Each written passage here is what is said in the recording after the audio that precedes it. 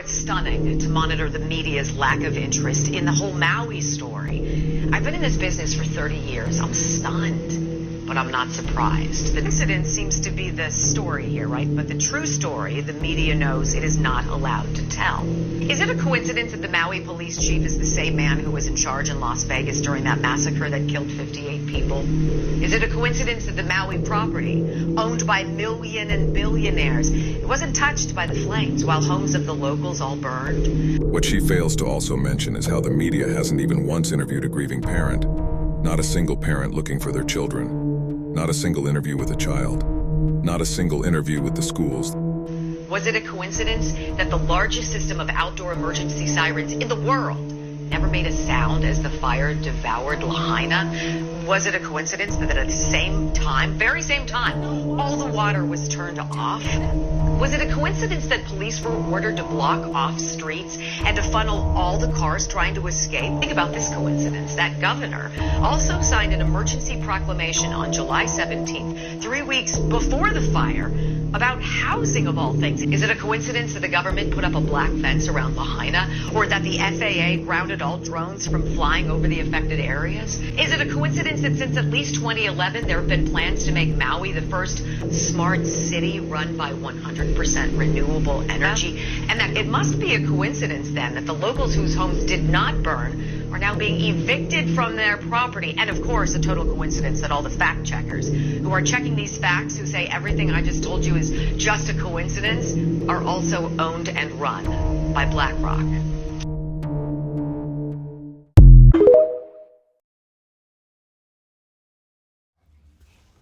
Shalom. Before we begin, I want to start off by giving our praise on glory to Yahweh, Ba'ashem Yahushua, Ba'ashem Kakudash. Double honor to the elders and apostles of Great Millstone. Peace and salutations unto the elect. You know, you seen that clip. It was a pretty lengthy clip. But, you know, you seen it. And, you know, I saw it while scrolling. And I thought that would make a perfect lesson.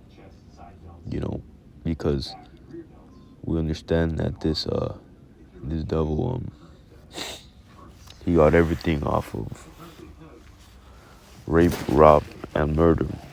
You know, that's his motto. You know, it's his motto.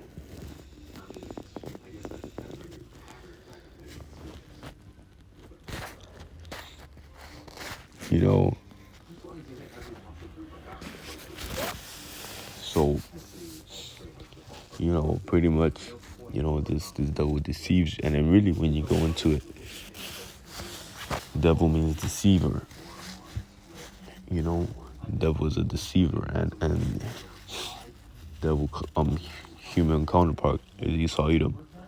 So this devil is a deceiver. He's deceived us. Or, you know, he's deceived the world, not us. You know, he deceived the world into thinking he's a good guy and to thinking that, you know, Esau ain't the same no more and this and that. But you check history and you check everything and it all lines. And, you know, they haven't changed.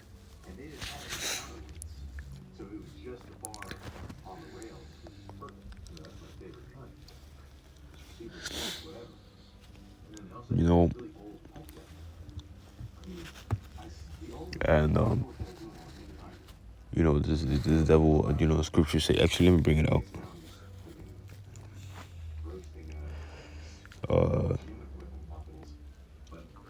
This is Habakkuk 2:12. It's lucky. This is Habakkuk 2:12. Woe to them that buildeth a town with blood and establish a city by iniquity. You know, who did that? Who is the, you go back in history, and I don't even have to say it, when you go back in history, who built a town with blood? Who used rape, rob, and murder?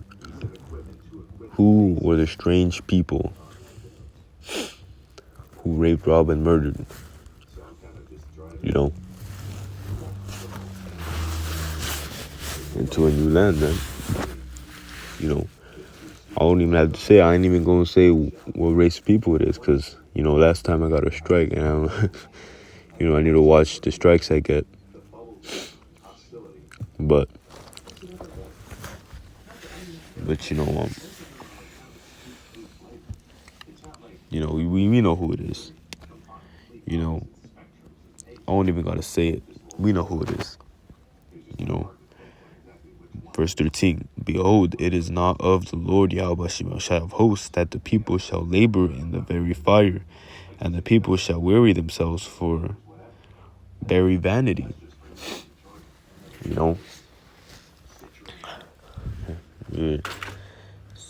This devil, man, he is the most, he is the most defiled human being on this planet. It's this very,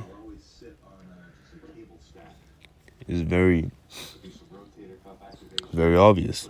Let me get a couple more scriptures and then that's gonna be it. Because really, we've already touched on this before.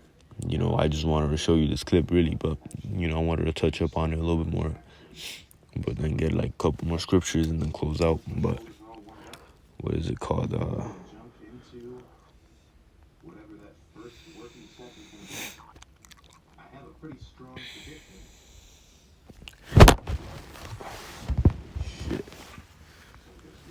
Slakim, I'll drop my phone. Slack for the noise. But this is Jeremiah 49:10. But I have made Esau bare, and I have uncovered his secret places, and he shall not be able to hide himself. His seed is spoiled, and his brethren, and his neighbors, and he is not.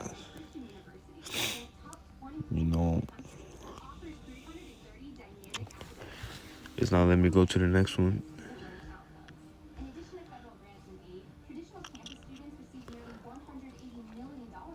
Leave thy fatherless children, I will preserve them alive, and let thy widows trust in me. For thus saith the Lord Yahweh Shemashai, they whose judgment was not to drink of the cup have surely drunken. And art thou he that shall altogether go unpunished? Thou shalt not go unpunished, thou shalt surely drink of it. For I have sworn by myself, saith the Lord Yahweh Shemashai, that Bozrah shall become a desolation, a reproach, a waste, and a curse, and all the cities thereof shall be perpetual wastes. So, they will surely drink of it. So who